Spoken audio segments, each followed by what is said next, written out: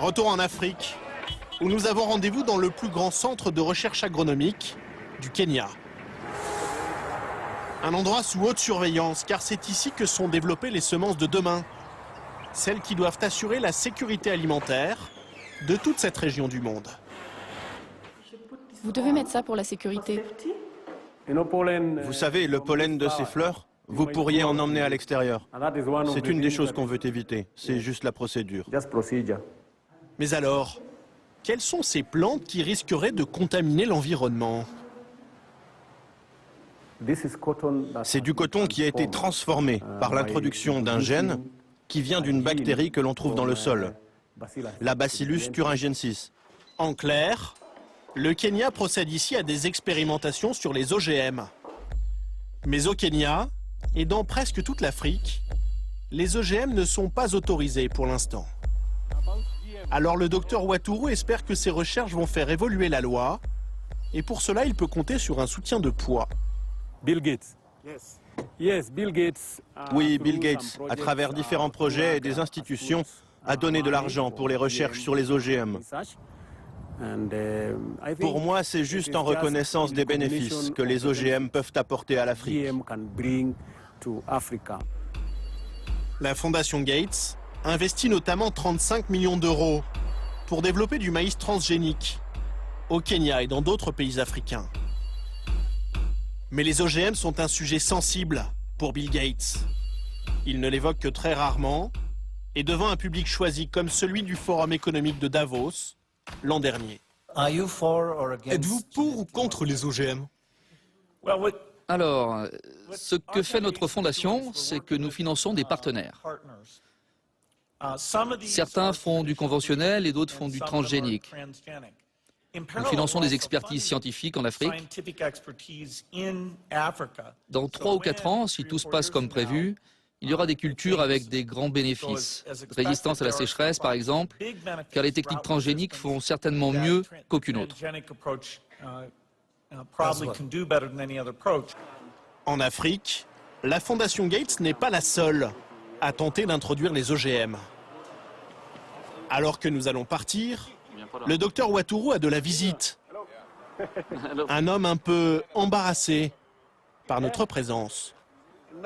Ils veulent te demander quelque chose. Vous travaillez pour Monsanto? Oui. Monsanto, c'est le leader mondial des OGM.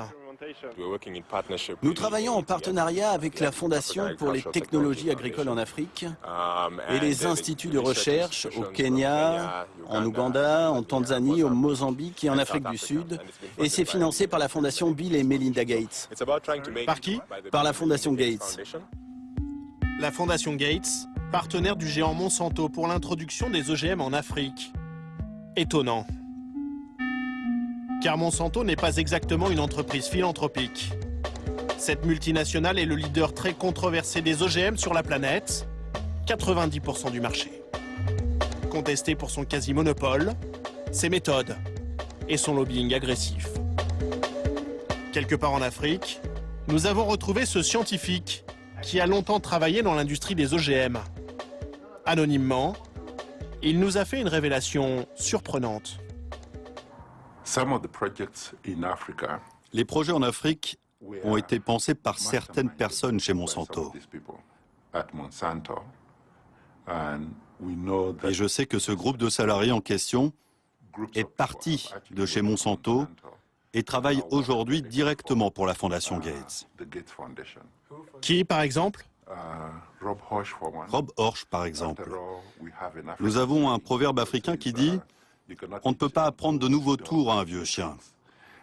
Et si cette personne a fait des OGM chez Monsanto pendant les 40 dernières années et qu'il se retrouve maintenant dans la Fondation Gates, que va-t-il faire d'autre? Arrivé de Monsanto en 2007, Rob Horsch est aujourd'hui l'un des bras droits de Bill Gates, directement en charge de l'agriculture et des OGM. Selon nos sources, il serait dans la fondation 5 ex-employés de Monsanto. Cela fait longtemps que Monsanto cherche un moyen de s'introduire sur le marché africain. Maintenant, ils ont trouvé le chemin à travers les nouvelles organisations que la Fondation Gates finance.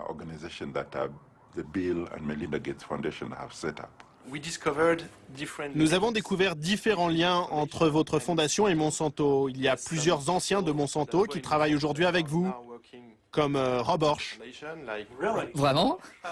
Ce n'est pas exact? Si, vous avez raison. Rob est un excellent scientifique qui sait comment éviter la famine des paysans. Il y a des intérêts commerciaux pour Monsanto à introduire les OGM en Afrique. Non, en fait, ce n'est pas vrai. Tout ce que fait Monsanto, ce sont des donations gratuites. C'est sans royalties, sans aucune limite d'utilisation. Aux États-Unis, c'est du business. Ils vendent leurs OGM. Mais là, ils donnent tout le travail qu'ils ont fait sur la résistance à la sécheresse à une organisation en Afrique. Et Monsanto ne gagnera pas d'argent. Cette organisation, qui est basée en Afrique, a été fondée par nous et cherche le meilleur moyen pour les agriculteurs de ne pas mourir de faim, pour faire face aux problèmes de réchauffement climatique. C'est juste un don gratuit. Et ce sera toujours gratuit? Absolument, pour ce qui est des brevets de résistance à la sécheresse. Alors ces OGM gratuits intéressent-ils vraiment les agriculteurs africains? Au pied du mont Kenya, Jacob n'a pas d'hésitation. Si la fondation Gates veut vous donner des OGM gratuits, allez-vous les accepter? Non, je ne les accepterai pas. Les seules personnes qui les accepteront seront ceux qui ne savent pas ce que sont exactement les OGM.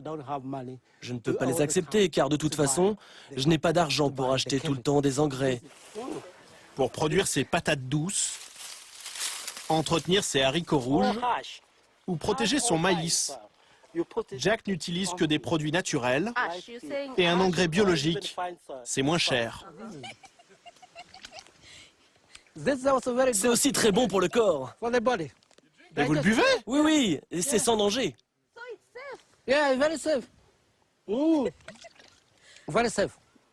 Et d'année en année, Jack produit lui-même ses propres semences.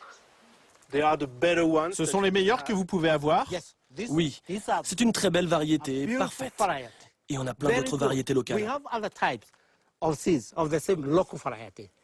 Que voulez-vous dire à Bill Gates? Parlez à Bill Gates. Je vais te dire franchement, Bill Gates, quoi que tu essaies de faire ou de donner en prétendant que cela va nous aider, eh bien, ça ne nous aidera pas.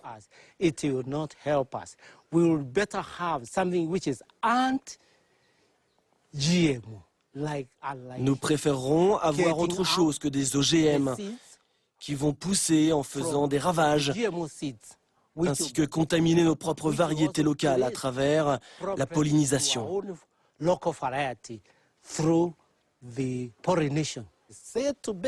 Nous disons à Bill Gates, s'il te plaît, pour le bien des hommes, ne nous donne pas de semences génétiquement modifiées. Main dans la main, la fondation Gates et Monsanto mènent une guerre secrète pour les OGM et viennent de remporter leur première victoire. Le gouvernement kényan a autorisé la culture du coton génétiquement modifié, celui de Monsanto bien sûr, et il ne sera pas gratuit. Dans le débat sur les biotechnologies, Bill Gates a clairement choisi son camp. L'année dernière, son organisation a acheté pour près de 20 millions d'euros d'actions Monsanto.